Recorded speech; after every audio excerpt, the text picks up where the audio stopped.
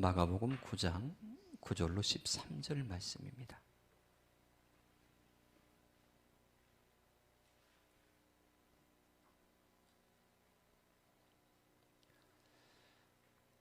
같이 읽겠습니다. 그들이 산에서 내려올 때에 예수께서 경고하시되 인자가 죽은 자 가운데서 살아날 때까지는 본 것을 아무에게도 이르지 말라 하시니 그들이 이 말씀을 마음에 두며 서로 문의하되 죽은 자 가운데서 살아나는 것이 무엇일까 하고 이에 예수께 묻자와 이르되 어찌하여 서기관들이 엘리야가 먼저 와야 하리라 하나이까. 이러시되 엘리야가 과연 먼저 와서 모든 것을 회복하거니와 어찌 인자에 대하여 기록하기를 많은 고난을 받고 멸시를 당하리라 하였느냐. 그러나 내가 너희에게 이르노니 엘리야가 왔으되 기록된 바와 같이 사람들이 함부로 대우하였느니라 하시니라. 아멘. 변화산상에서 예수님께서 제자들에게 당신의 그 본연의 모습을 보이신 후에 그곳에 머물러 있고자 하는 제자들을 이끌고 산 아래로 내려오십니다. 내려오시면서 예수님께서 고난과 죽음과 부활에 관하여서 제자들에게 말씀을 하셨습니다. 그러나 제자들의 마음은 그 말씀이 들어오지 않았습니다. 그들의 마음속에는 메시아가 와서 혁명을 일으켜 이 나라를 회복시킬 것이다 라는 그런 생각이 강하였고, 이 죽었다가 다시 살아난다라는 것에 대해서 의문이 가득했습니다. 그러면서 엘리야에 관한 이야기를 하기 시작합니다. 예수님께서 여러 번 말씀하셨음에도 불구하고 제자들의 생각과 예수님의 생각은 좁혀지지가 않습니다. 어느 정도 몇 번 얘기하면 스승의 가르침에 수용하여서 점점 생각이 좁혀지고 결국에는 하나를 이루어야 되는 것이 스승과 제자, 가르치는 자와 가르침을 받는 자의 올바른 모습 아니겠습니까? 그런데 가르치는 자와 가르침을 받는 자가 각각의 생각을 가지고 있으니 그 간격이 좁아질래야 좁혀질 수가 없는 것이지요. 죽으심과 부활을 말씀하시는 예수님 앞에 제자들이 엘리야에 관하여서 뜬금없이 이야기를 합니다. 어찌하여 서기관들이 엘리야가 먼저 와야 하리라 하나이까? 제자들의 이 질문에 대해서 예수님께서 말씀하시는데 왜 제자들이 이런 질문을 하여야 했는가에 대해서 우리는 알 필요가 있습니다. 유대인들의 메시아관을 알지 못하면 제자들의 이런 질문이 뜬금없어 보여요. 근데 그 당시에 유대인들이 가지고 있는 메시아관에 관하여서 알면 아하, 이래서 제자들이 엘리야에 관하여서 질문을 한 것이구나라는 것이 이해가 될 것입니다. 유대인들은 메시아가 오기 전에 3일 전에 엘리야가 먼저 이 땅에 온다라고 그렇게 믿었습니다. 이 땅에 예수님보다 3일 전에 온 엘리야가 첫째 날에 한 행동은 이스라엘의 제일 높은 산에 올라가서 그 땅의 황무함을 안타까워하며 이스라엘 이 끝에서 저 끝까지 들릴 정도로 큰 소리로 이렇게 외친답니다.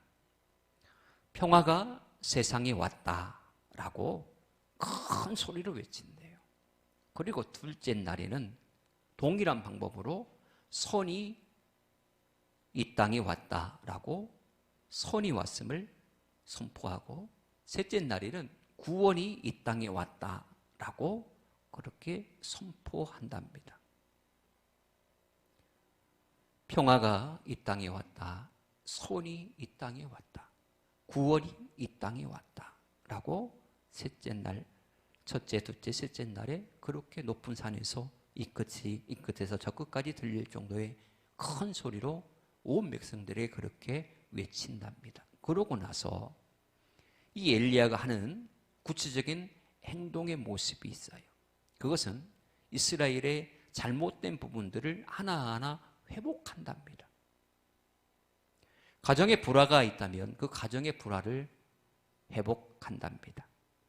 그리고 지금까지 지켜왔던 의식과 절차에 관한 의문점들을 명확하게 해석을 해주고 이스라엘 영내에 불법으로 들어와서 이스라엘 백성의 행세를 하는 사람들을 추려내가지고 쫓아내며 혹이라도 잘못 구별되어서 바깥에서 이스라엘 백성인데도 불구하고 외부로 쫓겨난 사람들을 다시금 불러와서 이스라엘 백성으로 회복시켜 주시는 그런 회복의 일들을 예수님보다 3일 먼저 온 엘리야가 행한다라고 그렇게 믿었습니다. 자, 예수님의 말씀에 대해서 제자들이 엘리야를 이야기한 것은 예수님께서 메시아다라고 하지만 그러면 예수님 당신이 메시아라고 하면 그러면 엘리야는 과연 누구입니까? 우리가 알기로는 메시아가 이 땅에 오기 전에 3일 전에 엘리야가 먼저 와서 이런 모든 것을 다 회복하는 이런 일들을 한다고 그러는데 그러면 엘리야는 왜 아직도 우리 눈에는 보이지 않는 것입니까? 라고 하는 것입니다. 유대인들이 이렇게 메시아관에 대해서 이렇게 엘리야가 먼저 와야 된다라고 하는 것에 대해서 그렇게 이야기하는 것은 무엇을 근거로 하느냐 하면 단순하게 그냥 서기관들이 그렇게 가르쳐서가 아닙니다. 서기관들이 분명한 근거를 가지고 이스라엘 백성들을 가르쳤는데 그 근거가 무엇이냐? 말라기서 4장 5절로 6절 말씀입니다. 중요한 부분이라 제가 찾아서 같이 읽어보겠습니다. 자, 5절 6절 같이 읽겠습니다. 시작. 보라, 여호와의 크고 두려운 날이 이르기 전에 내가 선지자 엘리야를 너희에게 보내리니 그가 아버지의 마음을 자녀에게로 돌이키게 하고 자녀의 마음을 그들의 아버지에게로 돌이키게 하리라. 돌이키지 아니하면 두렵건대 내가 와서 저주로 그 땅을 칠까 하노라 하시니라. 아멘. 5절에 보면 분명하게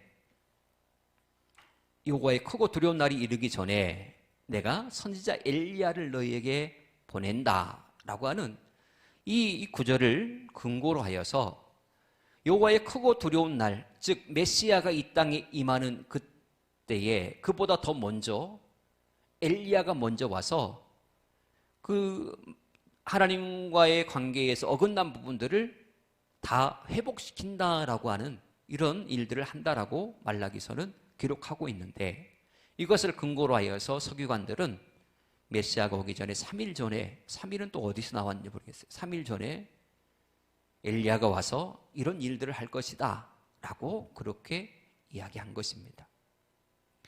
말씀만 가르치면 좋은데 말씀을 가르쳐서 말씀을 가지고 거기다가 자기 생각들을 덧붙여 가지고 백성들에게 그렇게 전했어요.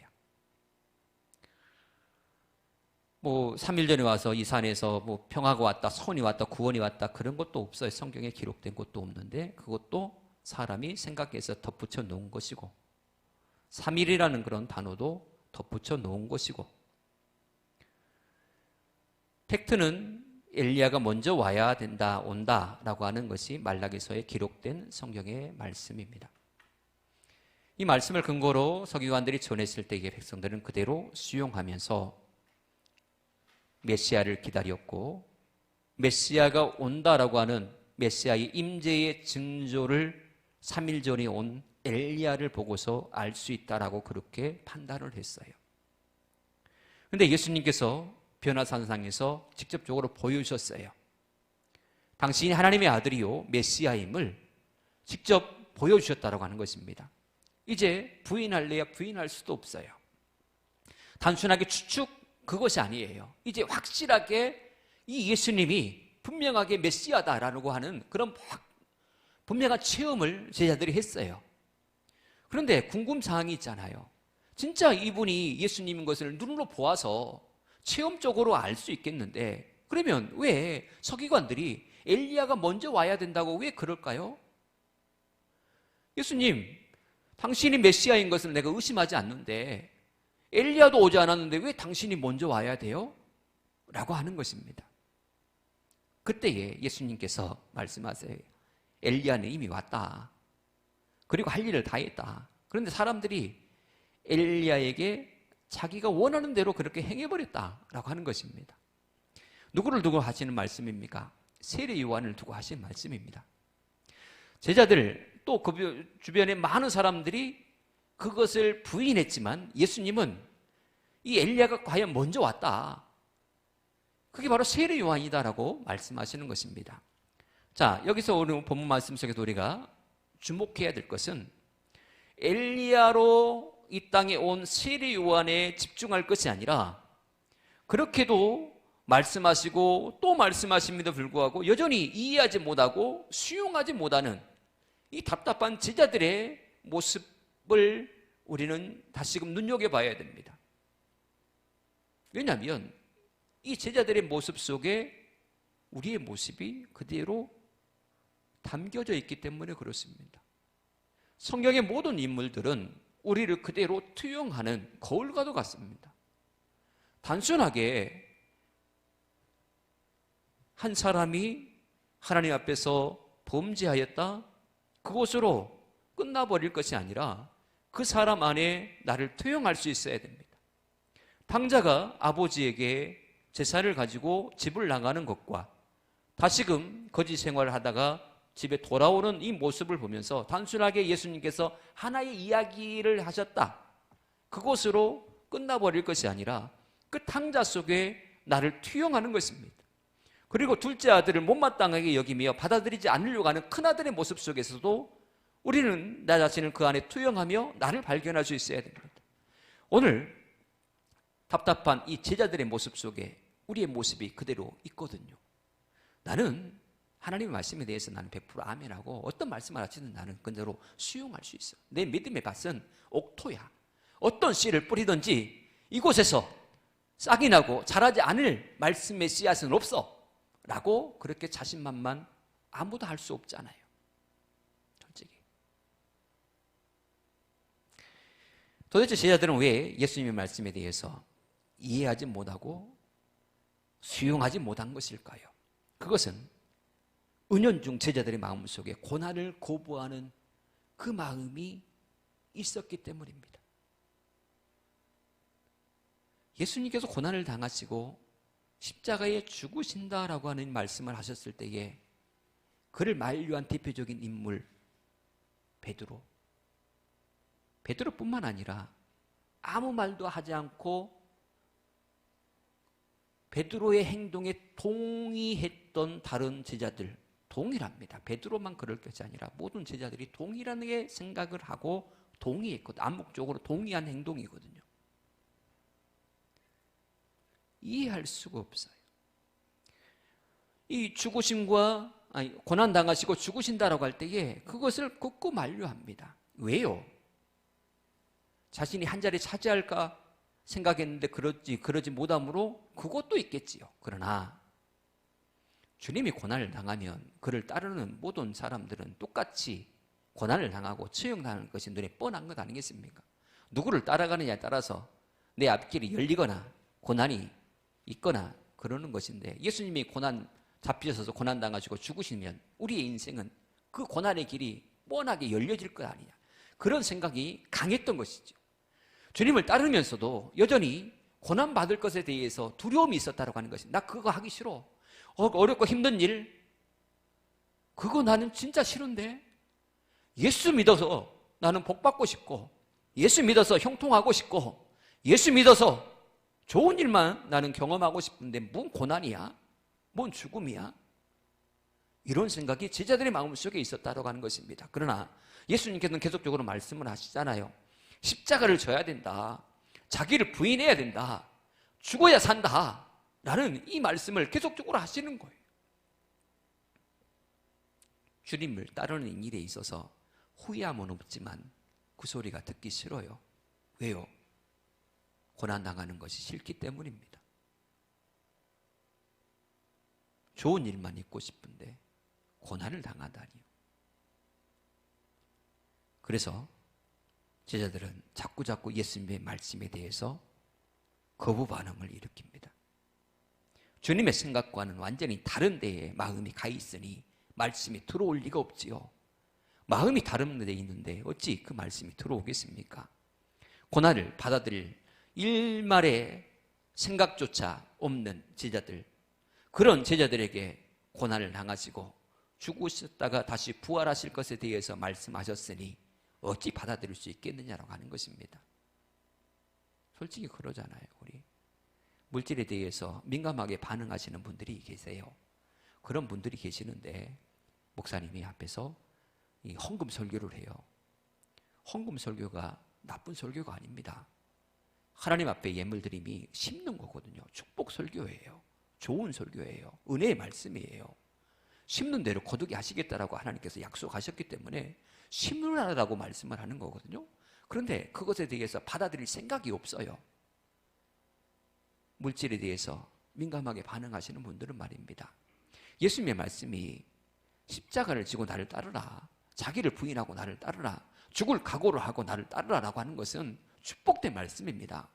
그런데 죽을 생각이 없고 고난받을 생각이 없는 사람에게는 그 말씀이 시험거리예요. 오늘 제자들의 모습이 그러했어요.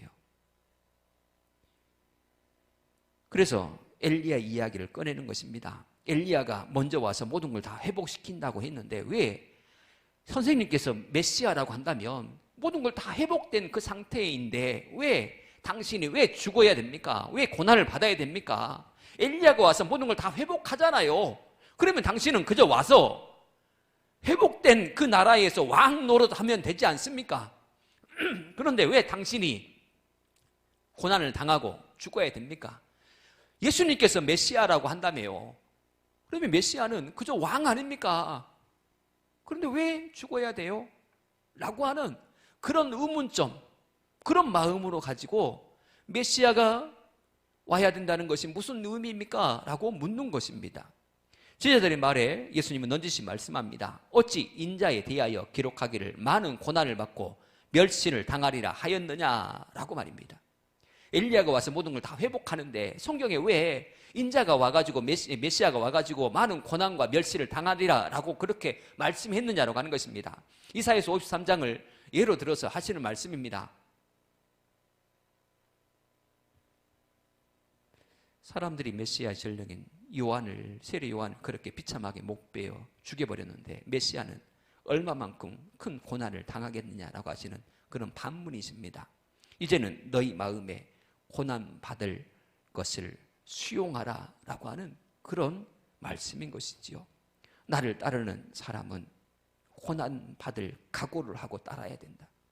내 앞에 왔던 사자 엘리야, 그 세례 요한도 고난의 모습으로 목뱀을 당하여 죽었거늘 하물며 내가 성경에 나에게 애언하기를 많은 고난을 당하고 멸시를 당한다라고 그렇게 하지 않았느냐? 그러면 나를 따르는 너희들은 어떤 각오로 나를 따라야 되겠느냐라고 하시는 그런 말씀입니다. 단순하게 한 자리 차지하겠지라고 하는 그런 막연한 기대감과 그런 생각을 가지고 따라서는 아니 된다라고 하는 것입니다. 죽으면 죽으리라 일사각오에 이런 각오가 없이는 절대로 주님을 따를 수 없다. 끝까지 견디는 자, 그 안에 들어가기까지는 죽으면 죽으리라라고 하는 고난까지도 내가 감내하리라라고 하는 그런 각오가 있어야만이 끝까지 견디는 자, 그 안에 남을 수가 있다라고 하는 그런 영적인 말씀인 것이지요. 엘리야는 제자들의 생각과는 달리 고난의 이름으로 왔습니다. 우리 또한 고난을 결심하지 아니하면 예수님의 재림을 준비할 수가 없어요. 우리는 이 땅에 하나님의 나라가 임하게 하시기 위해서 하나님께서 특별하게 우리를 선택하시고 지금 사역케 하시는 먼저 보냄을 받은 엘리야와 같은 세례 요한과 같은 그런 일들을 감당하고 있는 우리들입니다. 단순하게 그냥 막연한 축복만 기대하지 마시고 고난을 각오하시기를 축복합니다. 이것이 진짜 백인 믿음입니다. 고난을 감내하리라고 하는 이런 각오가 있는 신앙인과 그것을 적극적으로 부인하고 피하려고 하는 신앙인의 그 믿음의 색깔부터 완전히 다른 것이지요. 이제는 내 생각을 내려놓고 고난을 감내하시기를 축복합니다. 고난은 축복입니다. 고난은 하나님 나라의 가장 큰 상급을 쌓을 수 있는 비결입니다.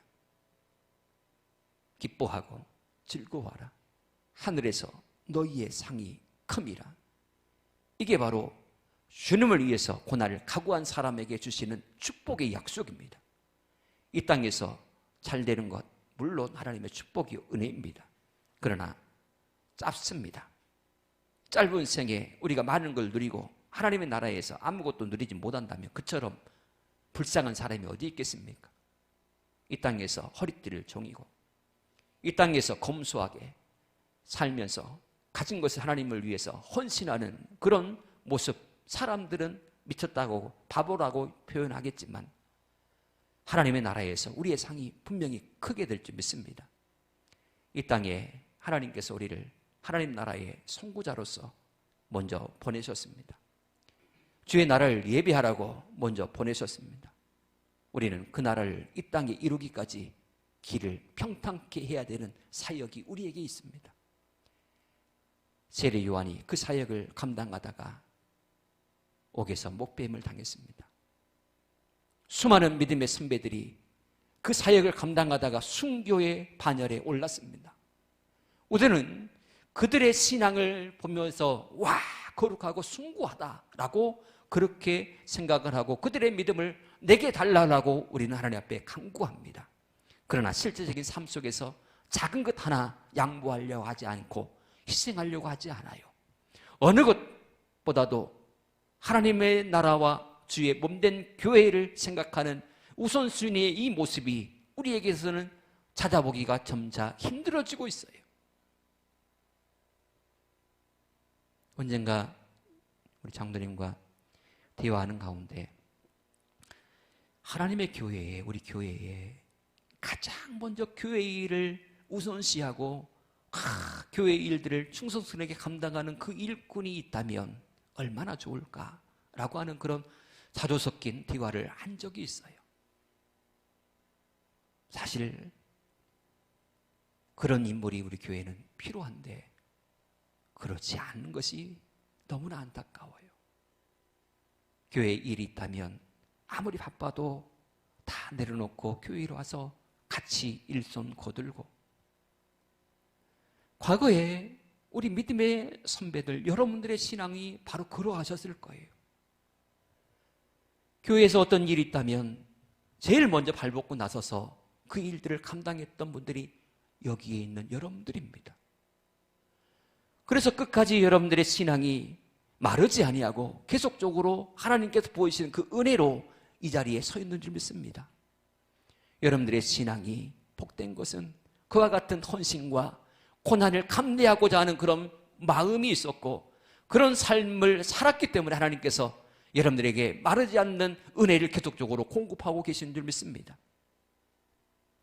바라기는 여러분들의 신앙의 후대들이 여러분들의 믿음을 본받아서 그와 같은 여러분들이 걸어간 그 신앙의 길을 걸어오게 되기를 축복합니다. 고난은 축복입니다. 고난은 하늘에 큰 상급이 있습니다. 주님은 사랑하는 제자들에게 그것을 말씀하고 계십니다.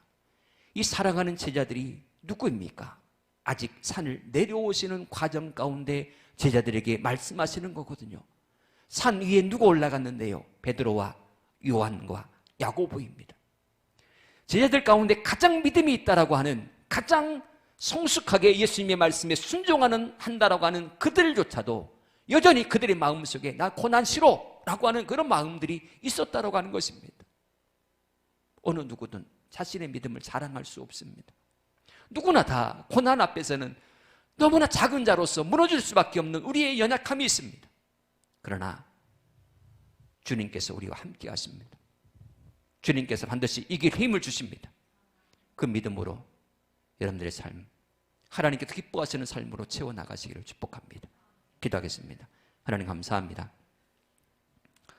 우리가 세상의 헛된 욕심으로 주님을 따르지 않게 하시고 저 영원한 하나님의 나라를 생각하며 그 나라에 상급 쌓는 것을 즐거움으로 여기며 살게 하여 주시옵소서.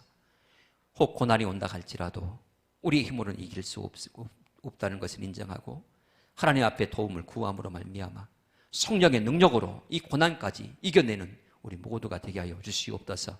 주의 몸된 교회에 바로 이런 일꾼들이 더 많아지기를 원합니다. 하나님의 교회가 일꾼으로 넘쳐나게 하여 주시옵소서. 주님의 일이라면 모든 것보다 우선시하여서 발벗고 나설 수 있는 그런 힘 있는 일꾼들, 그 일꾼들이 우리 교회에 더 많이 배출되어서 더 큰 일들을 감당하는 주의 몸된 교회 되게 하여 주시옵소서. 그렇게 하나님을 위해서 헌신하고 충성스럽게 나가는 모든 이에게 하나님께서 이 땅에 기름진 복과 하늘의 풍성한 복으로 충만케 하여 주시옵소서. 예수님으로 간절히 기도합니다. 아멘.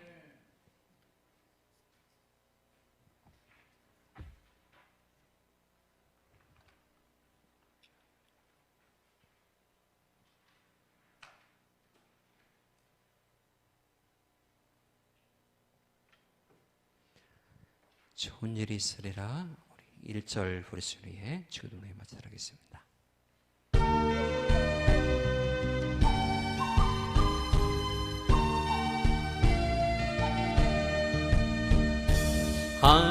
하나님을 아버지라 부르는 자는 좋은 일이 있으리라. 많이 있으리라. 우리 서로 뜨겁게 사랑하면은 좋은 일이 있으리라. 크게 있으리라. 아멘. 하늘에 계신 우리 아버지, 아버지 이름은 거룩하게 하시며 아버지의 나라가 오게 하시며 아버지의 뜻이 하늘에서와 같이 땅에서도 이루어지게 하소서. 오늘 우리에게 일년 양식을 주시고 우리가 우리에게 잘못한 사람을 용서하는 것 같이 우리를 용서하여 주시고 우리를 심에 빠지지 않게 하시고 악에서 구하소서. 나라와 권능과 영광이 영원히 아버지의 것입니다. 아멘.